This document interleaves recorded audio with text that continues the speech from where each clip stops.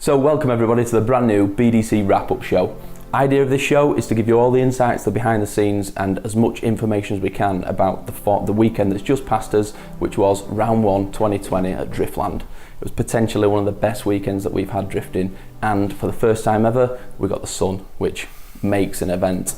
So on today's show we've got Mr. Simon Perry, who is the brand new judge for 2020, and podium winner Luke Barker, or not winner, podium goer Luke Barker. Great to have you guys on the show for the first time. I hope you feel a little bit honoured to be asked to come on.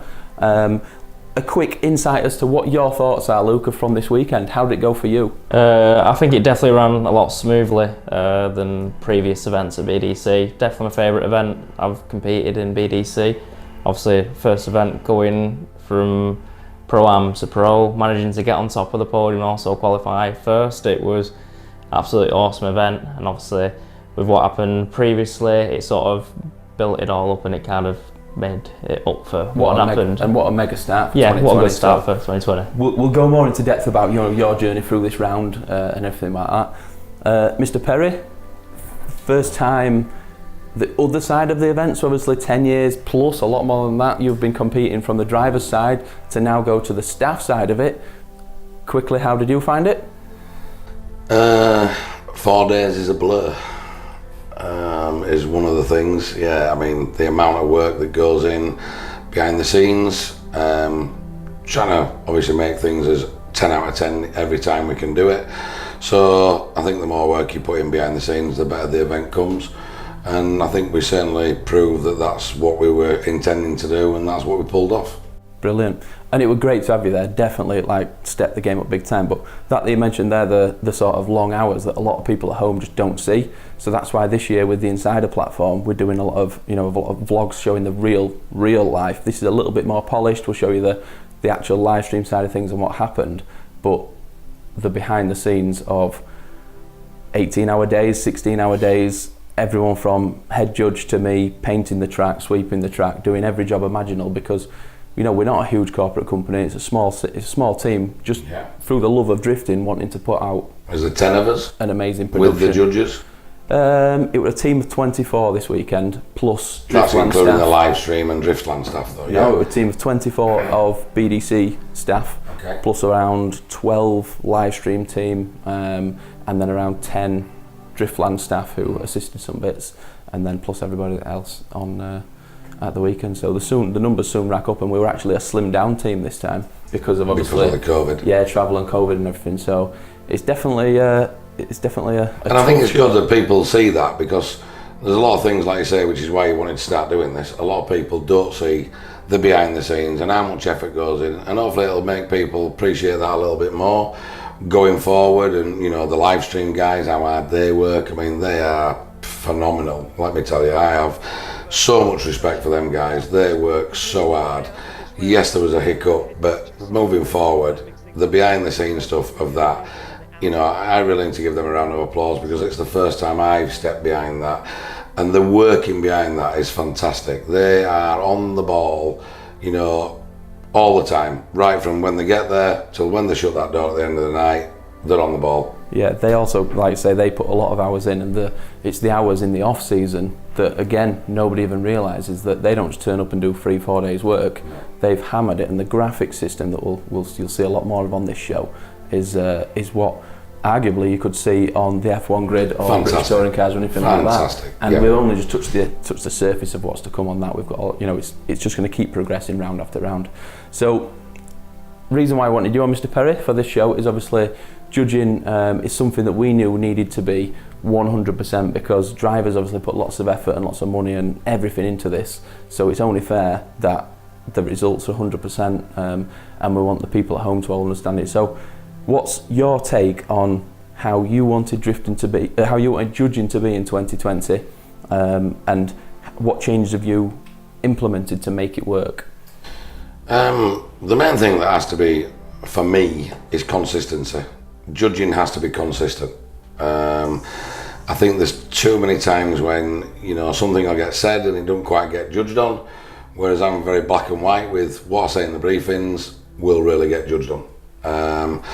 2 points I'll just cover quickly. One was the curbs, which we'll go into more detail as the lead car came through. If they touched them with one wheel, they lost 5 points instantly on a qualifying run. If they did both wheels, they lost 10 points. If I can just hold you there, so one thing that's that I was going to mention anyway, that's different to a way of I've ever seen judging, and I'm definitely no expert judge, but the way how you start down. So when the driver sets off, he's on 100 points. Correct. So if you're it's easier. It'd find it easier to minus points off for every concept of when they're going around the track than it is to try and add points. So if you've got a clear-cut way of, which is obviously the other thing that we brought in with the ABC line, the ABC line works really well because if they're on an A line, there's your potentially 100-point run or a 97-point run that pretty much Luke scored. I'll go into the details of why he didn't get awarded the 99-point run or the 100-point run, and Luke agrees with it completely. Looked back over it and knew exactly where his mistake was. It was tiny, but he pushed the envelope of aggression on certain parts of the other track, and we'll go into that at some point. But as far as the criteria, counting down is easier to minus off every clip, and they were all told in the briefing that the majority of points lost would be between 1, 2 and 3 up to 4, because the rest of the track, once you've got going, flowed very easily. Okay, so that was the point of the hardest part for twinning to make happen. So they were all told in the briefing that you will lose a maximum of 30 to 35 points from curbs to effectively clip 4. So effectively, if you mess that up, your maximum you score is a 65-point run. Yeah. Then if you're on the B line and C line, every B line is another 2 points off. So just to hold you on that then, so you mentioned the A, B and C line. Previously we've always had the clipping points, clipping boxes have always just had diagonal lines through, which seems totally normal. We've all just become, that is just what a clipping box is. And you said to me in the off season, like previous, I think you said it in the RC, you change it so it's an A, B and C. So the A line's obviously the optimum perfect line, B line sort of 12 inch further back than that, and the C line the next thing. And now we've used it, and me looking back on the streams and how you've judged it, it's night and day. It's so clear. Like I'll be very confident. I'll be very shocked if multiple other championships don't start using that way. It just makes it really easy for people like Luke Spotter, because we have a spotters briefing now, and it really makes it easier for, I think the public are going to start to understand that as well. Well, he's on the C line, he's on the B line, he's losing points. Spotters know then, Luke, you need to start pushing at clip 4, 5, 6.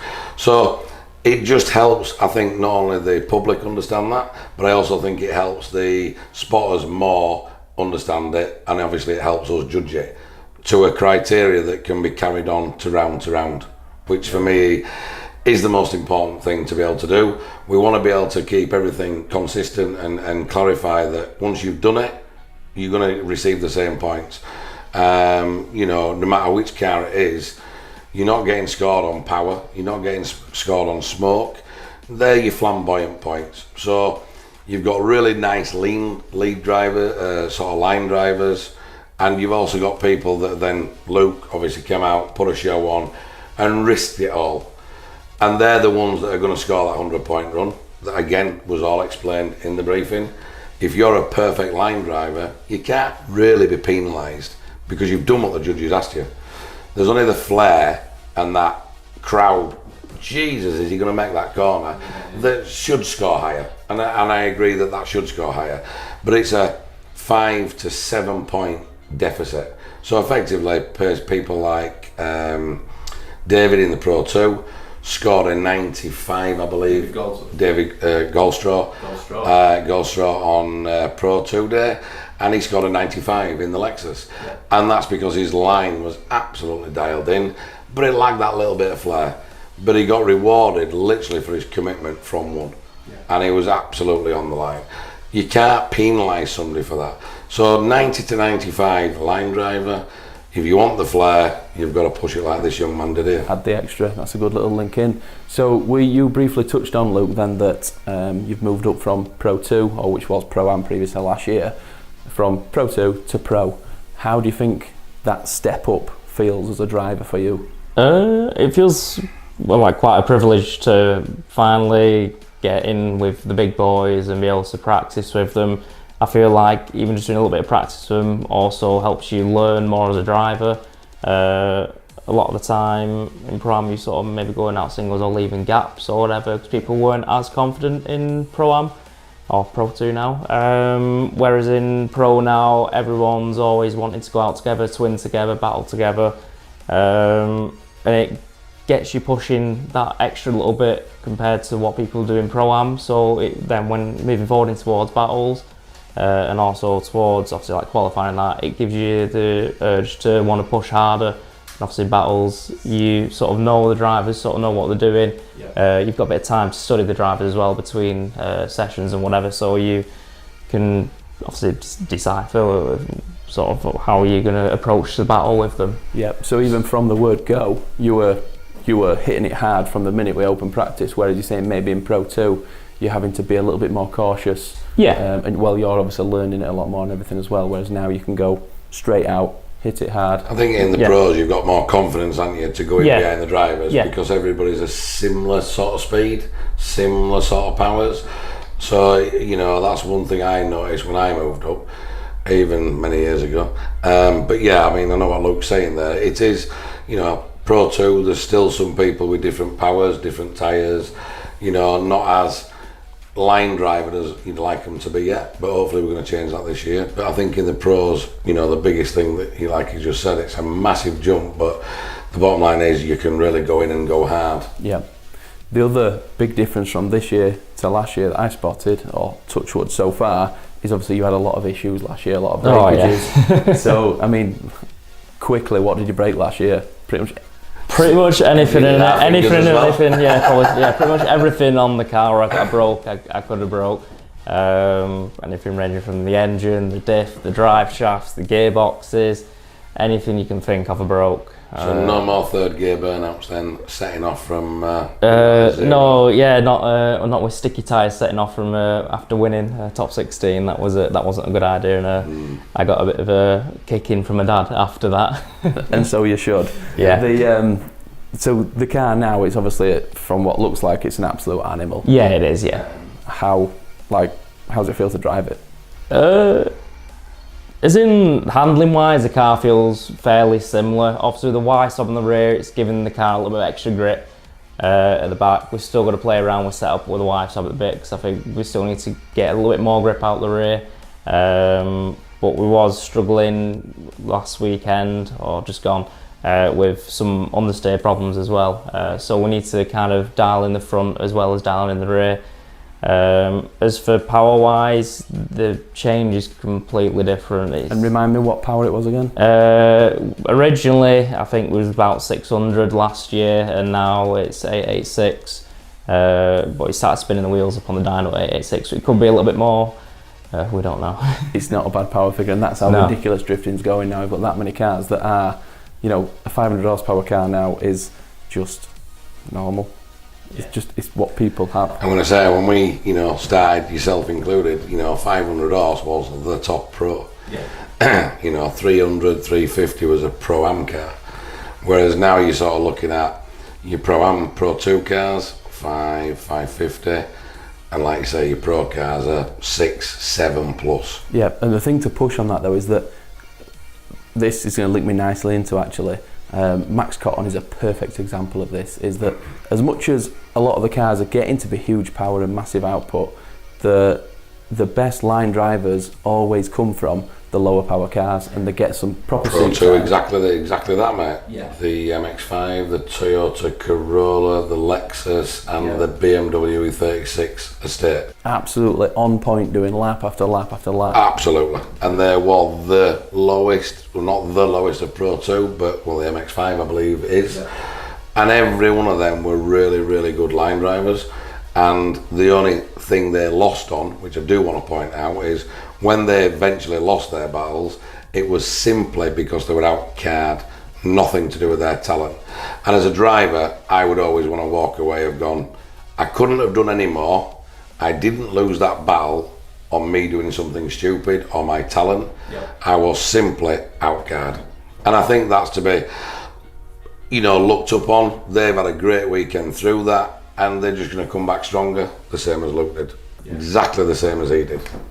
But yeah, brilliant. So some of those, for anyone who's not aware, we obviously let some Pro 2 permit drivers in. So they're people who haven't actually physically got BDC licences, but the opportunity arose to build our driver grid up a little bit because we were lower on numbers.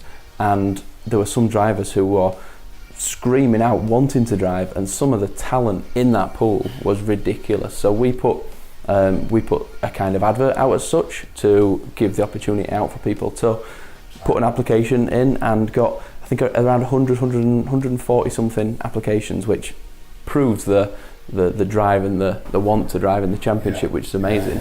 And we gave out about 20% of those, so I think 18 people in total got a Pro 2 permit. From those, straight away from the off in practice, the likes of Max Cotton, David Goldstraw, JJ Wilding, there was who else? Max Fleckney, obviously amazing driving. Some of those guys literally, arguably could be in pro. They're on point that well, so they're gonna fight their way up there, fairly sharpish, I would say, and hopefully not too quick, because you want them to get the experience in the Pro 2. And I think that you'd agree, doing the Pro 2 or the Pro-Am last year gave you the experience and sort of made the privilege when you did qualify the top 4 and finish in the top 4 in Pro-Am. When you then came and battled with the pros, when something didn't work, it then gave you time to go away, try something different, come back, hopefully win your next event or top 4 and qualify again into the pros. And your pace difference and everything else, then sort of, it helps you understand the jump. So I think it prepares people a lot better doing it that way, and it works for people. Definitely.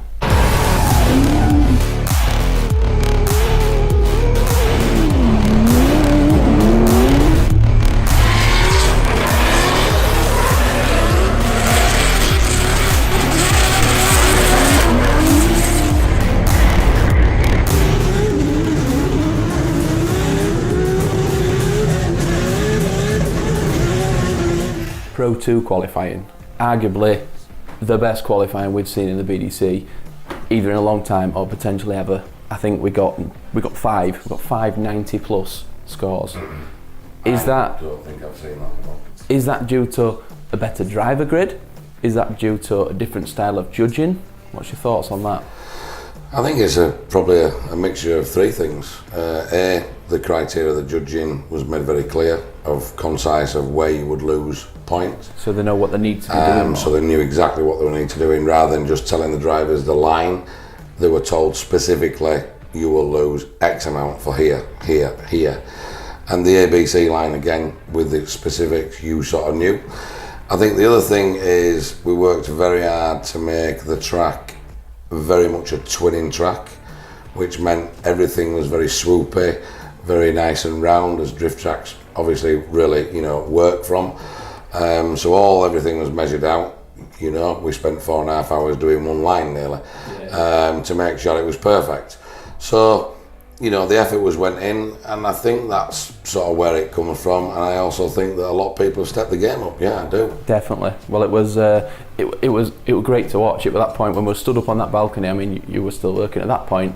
I'd almost clocked out. I was just watching, enjoying the drifting, and some of the runs that came out. I mean, I've got first, second, third list here. Max Cotton, 3rd place, permit driver, and what a run! Just came out on point. Both laps, I think. Yeah, I would say Max was one of the ones that we picked right early on, Matt, that was first lap out. I went, who's driving this? Yeah. And then I found out it was a 15-year-old young man. Yeah. Wow. Which is ridiculous. Wow. Like the future that boy's got. Absolutely. Have we got a UK Connor? Be lovely to have him. Time will tell. Yeah, 2nd place in the end was Max Fleckney.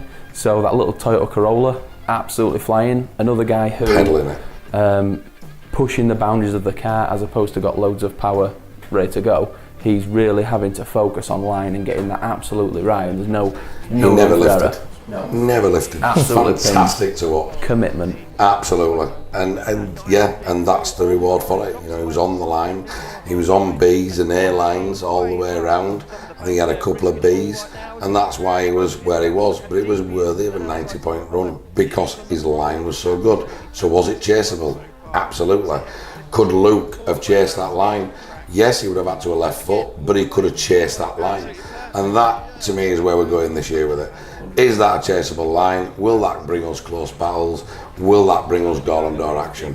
I think it said it all. Yep. And then first place, David Goldstraw, who topped qualifying. Mega, absolute mega. And a little story about David, he actually didn't quite make the permit list. So he's a permit driver, but didn't quite make the list. And me and Mark actually went to Teesside for the weekend. Well, there was a lot of pro drivers and a lot of people going. And he just shone. He absolutely shone. I saw his application come through as one of the people, but didn't know who he was. I couldn't find loads about him. It didn't stand out. No footage. Yeah. And then watching him for them 2 days straight with a clean car, solid drive, like just lap after lap after lap, just putting it on people's doors, consistent. And it's that line again that we spotted. And after the 2 days of drifting, I pulled him to one side and had a little chat and said, I'm going to give you a shot at this. I'm going to let you have a go at Driftland, see how you get on. And I bet you're right, glad you did. Don't let me down, that's what I said. And literally... First place. Well... I think he held up his side of the bargain there, really, Matt. I think he did. So yeah, David should be proud of himself big time for that qualifying session. But yeah, it was enjoyable to watch. He actually had his head in his hands after the qualifying. I went down and obviously needed a loo break. And he was there with his head in his hands going, what just happened? What just happened? Wow, how fantastic is that to watch? We all remember that buzz. Yeah. And, what a nice lad. I spoke to as many new drivers as I could throughout the weekend.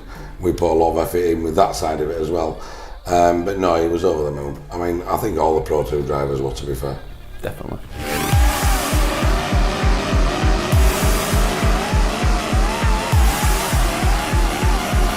So is there any battles that stood out for you, Luke? I'd say Dylan in the S14, I think it is. He was absolutely flying. Yeah, he was bonkers. Watching him drive reminded me of Makiba. Is he a young driver? Yeah, I think he's fairly young, about the same age as me. He was in Nationals with me last year. Right. And obviously he's made his way over to the Pro 2s this year. Yeah, it's good time travelling over. Brill. And you, Simon, anyone who shot out except for the obvious winners and stuff? Again, Dylan was very good. Max, his chase driving for a 15-year-old young man was the head on his shoulders, fantastic. The composure. The calmness. Yeah, I mean that was definitely one that stood out to me. Even David, I forgot his last name. Goldstraw was very, very good.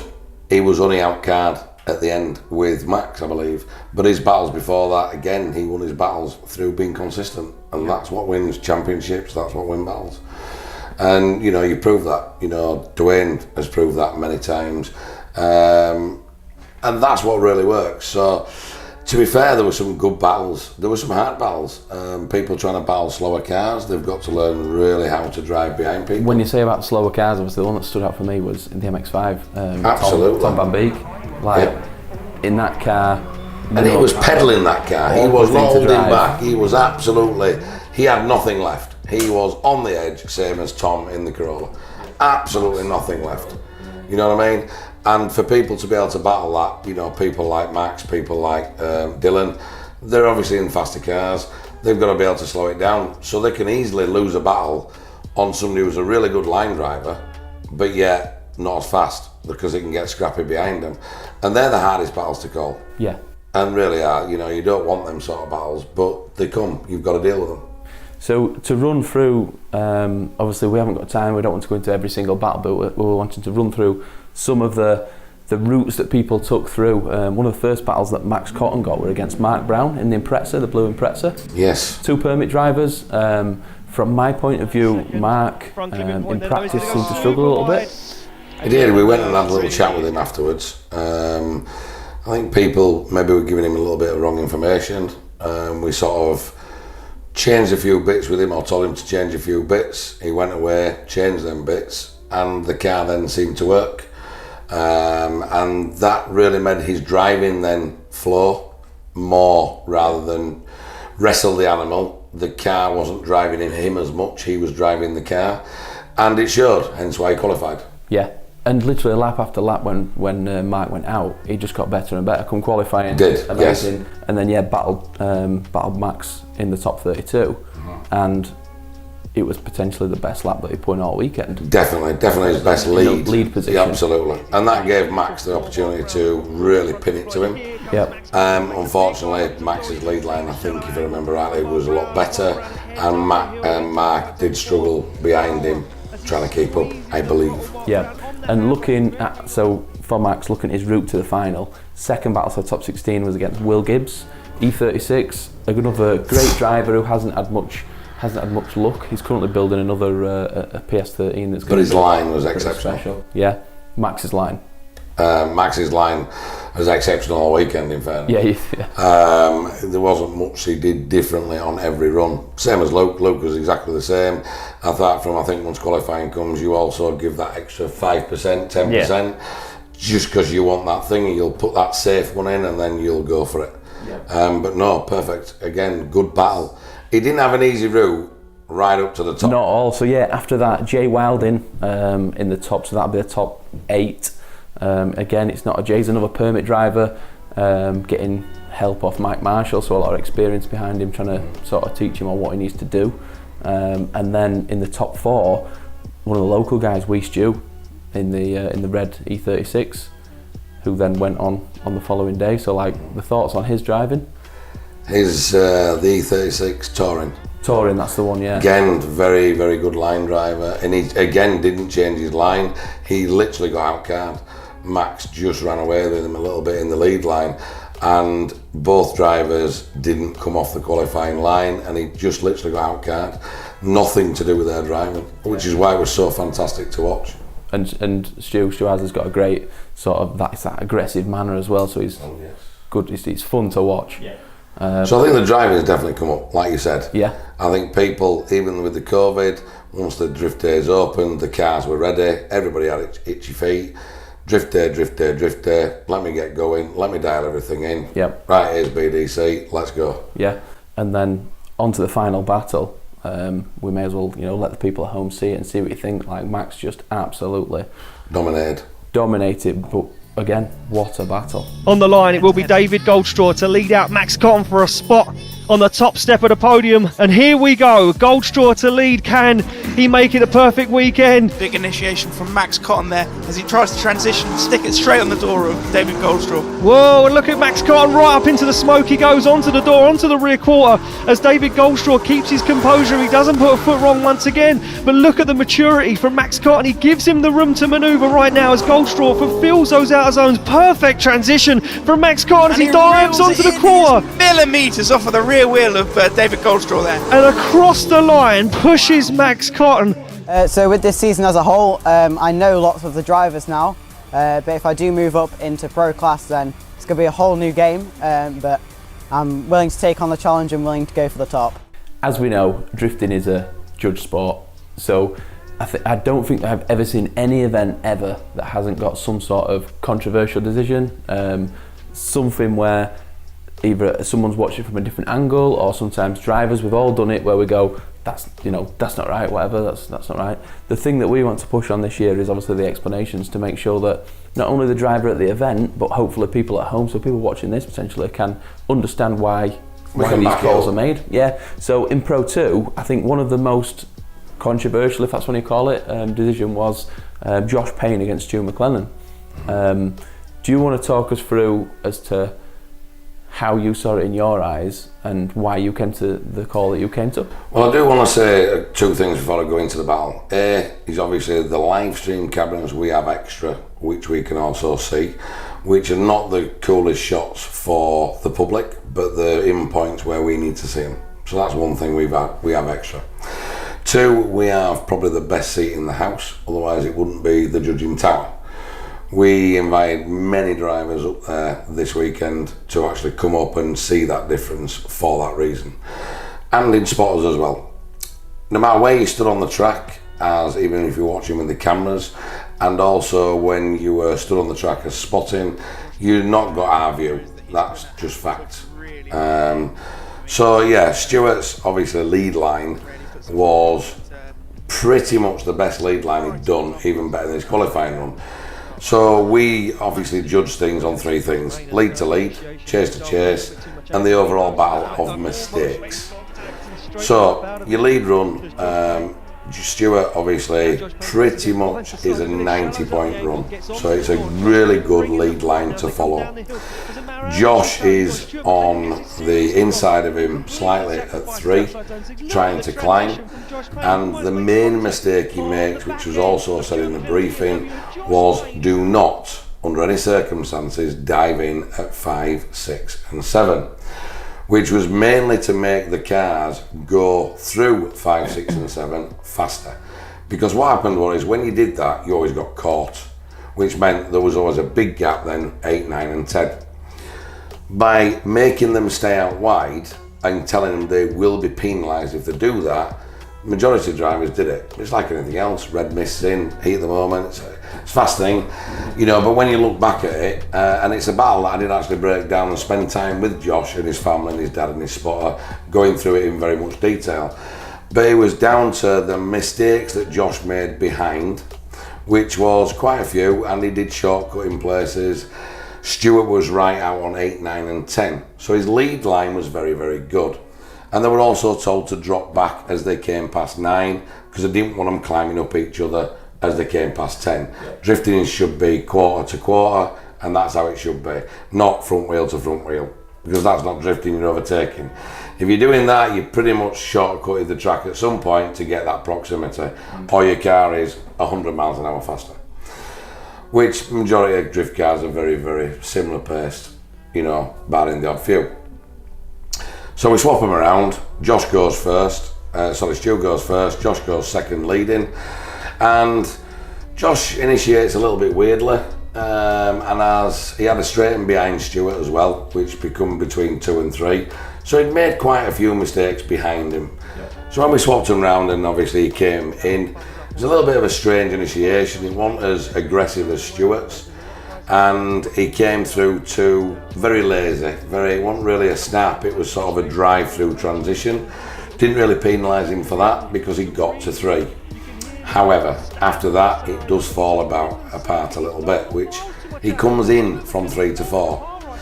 And at that point, Stuart really does climb up on him. A little bit off Josh being in the wrong place, but yeah, Stuart should have dropped back a little bit more. So that, for me and the other judges, sort of, it cancelled that mistake out. So Josh is on the inside, Stuart's climbed up him, so a little bit both to blame. So that at that point cancelled that out. Josh just gets 3, but either way, his line is nowhere near as deep as Stuart's. So again in the briefing, they were all told, if you're not on the lead line correctly, you are sort of bleeding points. And it really did come down to that. He gets into 5, misses 6, or he misses 5, misses 6. I can't remember which way around it was. And then he comes through, and then 8, 9 and 10 is the biggest difference.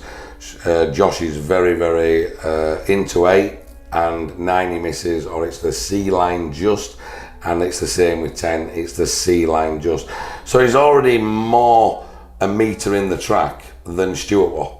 So it's making it harder to chase, which is what we emphasised again in the briefing. So Stuart's lead line for lead was a 10.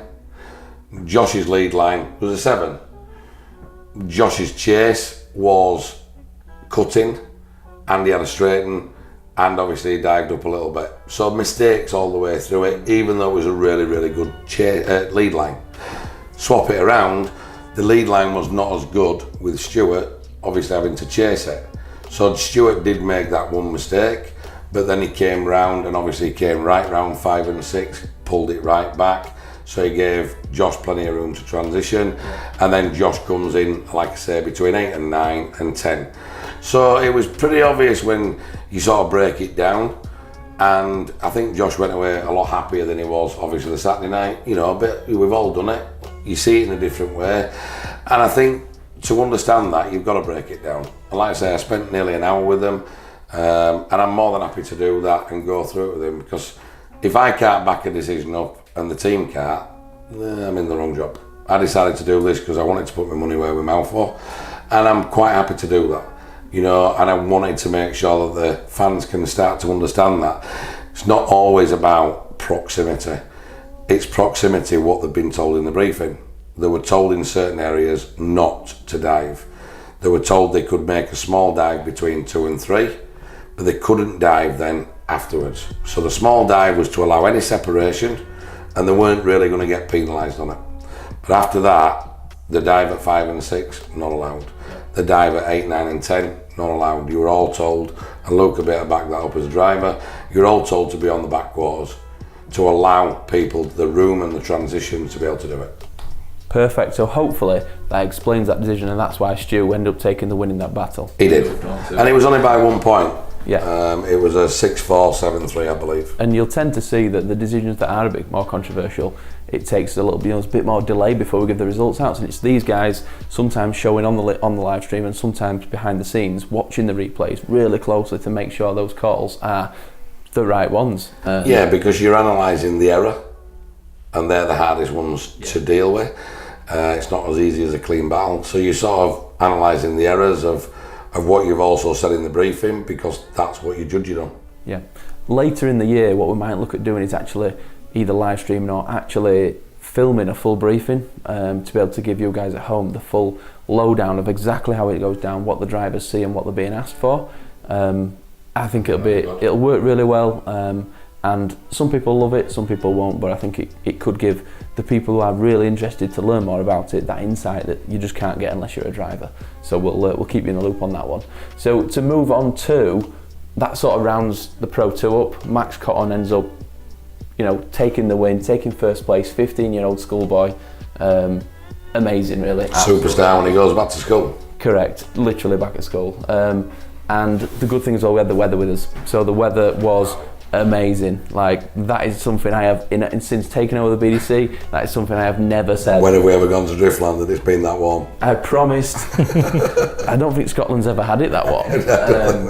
Especially this time of year. Exactly, yeah. So I promised for 2020, I was changing things and I was going to have the sun and everything, but all jokes aside, it's the one thing we can't control, but luckily it was on our side this time.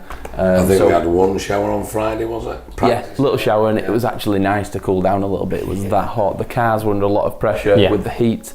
So yeah, that finished off the Saturday Pro 2. Max did an awesome job, and that gave him the rights to drive with the pros on the Sunday. And what a show that was.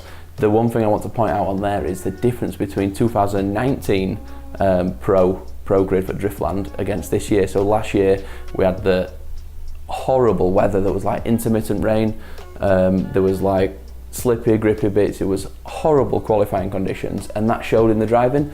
So we had multiple spins, multiple zeros, and from the outside it almost looked bad on the BDC. And it's horrible to drive in that. We've all driven it. Yeah. Patchy weather, rain, you either want it one way or the other. Same as touring car drivers, same as MotoGP riders. They want it one or the other. The patchy stuff is the dangerous stuff, and it makes it look scrappy. Exactly, and that's that. So 2019 looked not Scrappy. great there, looked scrappy, and the drivers hated it. It just wasn't great. So to know that it was a sunny day, great weather, perfect conditions, it was a little bit cloudy, not too hot, cars love it, the drivers love it, and it's set up for a perfect day.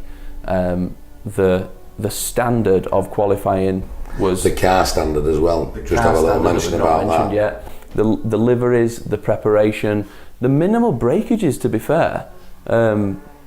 Yeah, to be fair, yeah. I know a couple of drivers had some Cars issues. are under huge stress. No drift driver is, I'm sat next to one here that gives the car absolute abuse. But overall, they've had a long time in the off season to prepare. So you think most things are behind out, but things can still go wrong. As for Martin Monacock, many times, never had a problem with it. Had a real problem with steering belts. He had an Felt sorry for him, because he's put the effort in. Martin's done a full restore build, so you'd think he's sort of gone through everything, and it just goes to show you how prepared you are. It can have a bad event. Luke's been there as well. You've been there. We've all been there. Yeah. Martin's car's normally obviously I've bet his surf shop this year. Yeah. He's had like a flawless year in 2019. 19 for reliability. For reliability, and that's down to the work he puts in, and he's put that same work in this year. But I guess bad luck. Yeah, 100%. I mean, it's a small issue. I mean, they blew a diff, which we can all do. Yeah, and I believe it was just the power steering belts and pump, I think, in the end. But it was the same issue recurring, and it's frustrating for him. But Martin will go away and come back stronger. Yeah, same as Luke did. He was a he was a force to be reckoned with this weekend, but without luck on his side. Yes, and he's definitely one to watch going forward. So we'll keep his eyes peeled for Martin. So top 3 in qualifying in the pro grid ended up beating 2019 Pro-Am winner Louis Edwards in his in the same E36 LS3 build this time. What a driver! I mean, perfect line driver. Perfect line, a lot more aggression than obviously the Pro 2 sort of brought, but you know, line maybe not as good as David's, but where David's lacked that little bit of impact. He has that little bit more impact, and that's what you tend to find with the pro guys. It's that little bit more speed, it's that little bit more risk, that little bit more angle, that little bit more smoke. It's that commitment to it. And second place, I believe, time. So due to changes with the DMEX season, we were lucky enough to get Dwayne McKeever to come over. Last minute entry, which mixed the grid up big time. And Dwayne and you, Luke Barker, ended up being super close in qualifying, both putting in ridiculous runs. What was your score again? 97. On his second run, and 94.7 on his first so run. it's not even, you've not fluked one run, you've put in two consistent epic runs. consistent. Yeah. And Dwayne's was 95 and exactly 94, I think, again. Close. Yeah, exactly. So Dwayne McKeever ended up taking second place in qualifying, and you obviously topped it with first place with that score that you just said, which is mental, and you should be proud with stepping up from Pro 2, moving up to into Pro, to then go and top qualifying. You've got to be happy at that. Yeah, I was super happy. It was just Matt also showed me a live stream when Dwayne was doing his run. It sounded like gunshots going off, so I was like, had my fingers crossed, and so when the graphics come up on the screen, I was super stoked about it at all. Finally, all the hard work had all paid off, and managed to take the Irish off the top step again. Correct. And would you like to know what you did differently to do it? The one that just peaked that little bit? Yeah. It was your commitment into 5 and 6. You didn't actually use the handbrake. We knew we were going to get a show from you. We'd already had a little message telling us that you were going to go for it. And the line was beautiful, Matt. It was absolutely flawless. But instead of using the handbrake to slow down, Luke threw it on massive angle, put their foot through the floor, and hoped and prayed his grip would bring him round on 5 and 6. And luckily, when people watch it back, which it'll be hopefully on the programme at some point, you'll clearly see that he absolutely throws it in with pure commitment, and that's the risk and the reward. If that went wrong, it was a 0. Yeah, he threw it all on the line. If it didn't go wrong, it was top place. It was top place. And a well-deserved top place. Absolutely. So that takes us through to then the battles, and again the top 24 battles. So in Pro 2 we're on a top 32, as you all know. In the Pro grid we changed that to a top 24. It pushes people in qualifying, so the top 8 drivers get moved through to the top 16 battles, which it's worth then pushing that extra risk. Some of the battles that sort of stood out to us, we had Dwayne McKeever versus Carl Farrar. So quite a mix of. Carl's a very precise driver, does a lot of demo driving. Dwayne does obviously high level competition, and the speed of his car is ridiculous. So from my opinion, I actually saw that battle live, and I thought Carl was going to be left for absolute dead. But to be fair to him, he should be proud of himself. He put in a killer. He did. He cut the track a little bit here and there, which obviously I think he already knew he was at a disadvantage. But fair play to obviously Carl Farrar. He'd worked out all weekend, coming up and down to the judging tower, asking for feedback, and clearly wanted a piece of this. He's hungry for it this time. Whereas Carl's very laid back, usually, like I say, as a demo driver.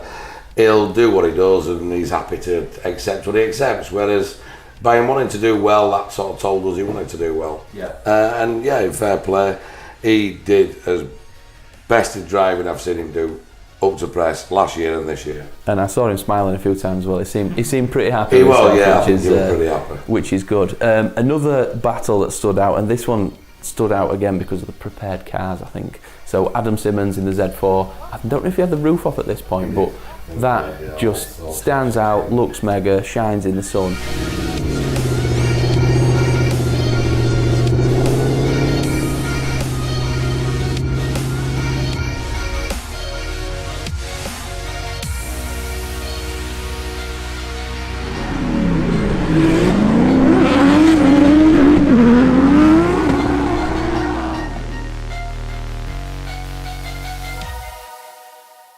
So Adam went against Kevin Quinn, one of the DMEC drivers who again came over with Dwayne. Super well prepared car, S15, and looks mega. He ended up getting the third place fan voted award that we put on. So yeah, Kevin got third place. Robbie Burgoyne in the 1 Series got second place, and then Martin Monacott managed to get first place with the obviously the Immaculate Chaser. So that was the one with the side shots, and you put it out to the public, if I remember rightly. Yeah, right, so yeah, we had some good shots from Friday practice, and we put sort of a chunk of images and different drivers out, and the fans at home voted for their favourite. So that was before the bumpers had been left.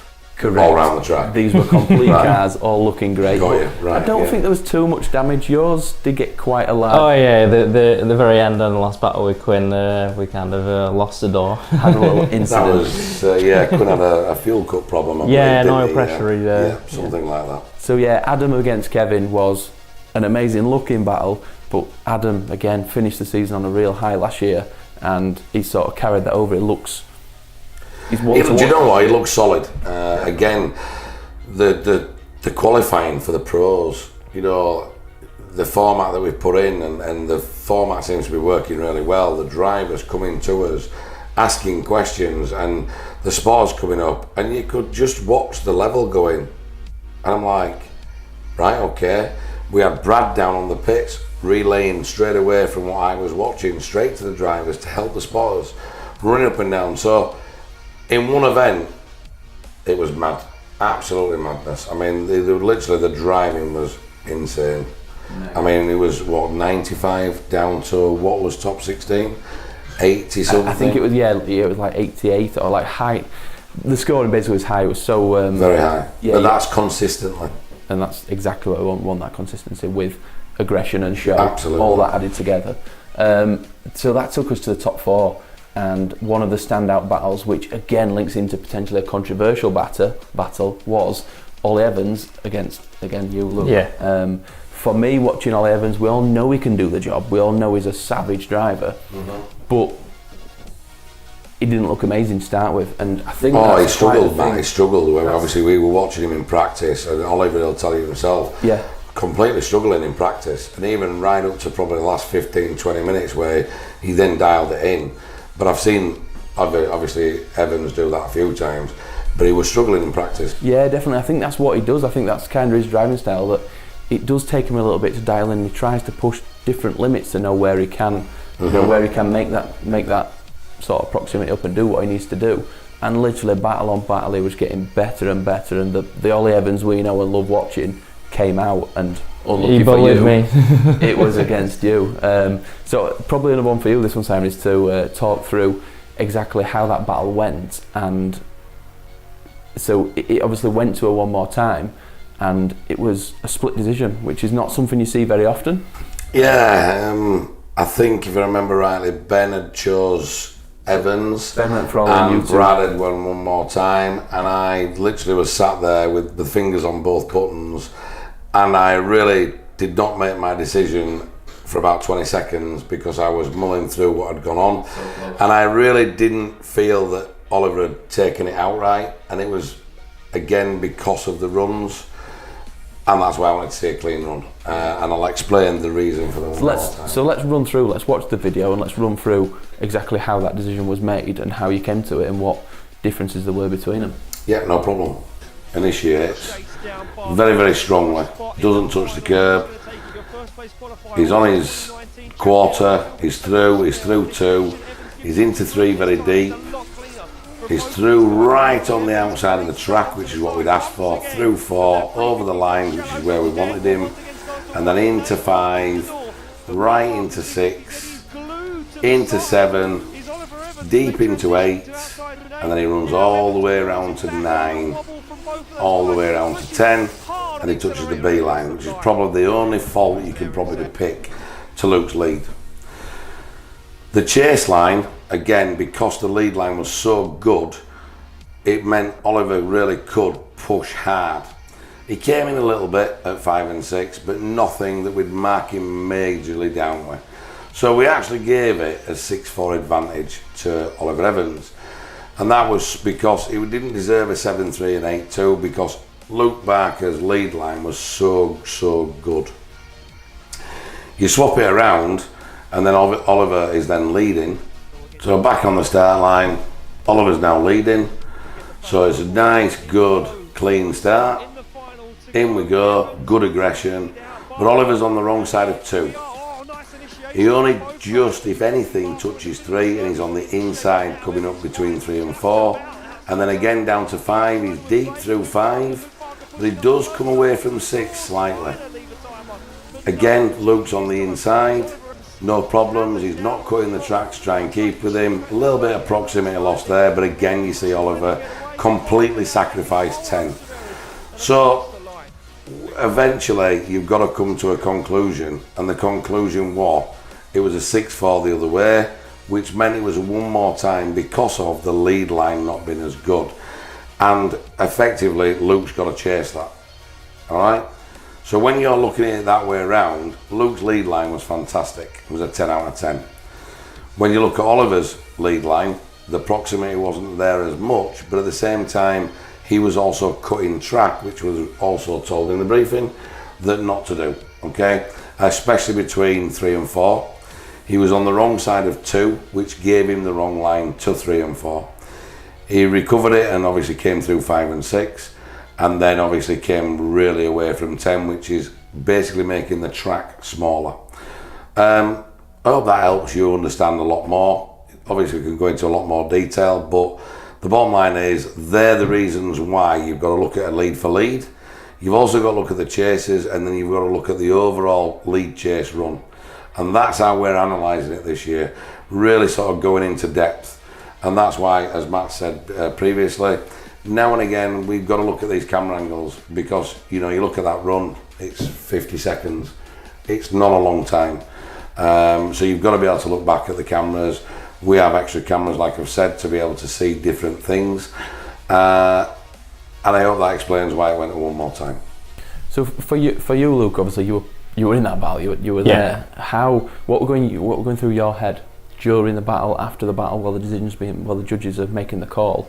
Well, kind of, obviously, as a driver, I knew that I had put down pretty much a solid lead run like I had done on my qualifying, but feeling Ollie all the time, kept touching my door. I thought with my proximity I wasn't quite as close to Ollie, so what was going on in my head, he's won that battle outright because his chase run was savage.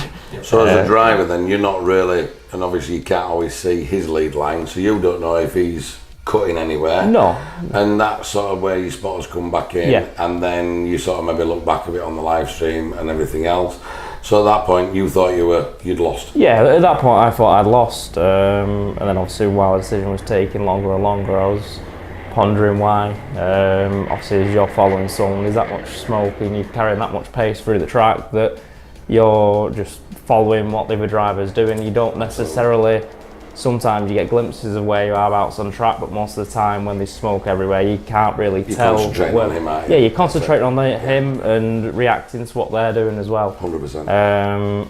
To me, when I was following it seemed like his line was pretty much spot on, but obviously when you go through and explain it and watch the video back, you kind of see where his little errors were. And that's for me why it wasn't an outright win.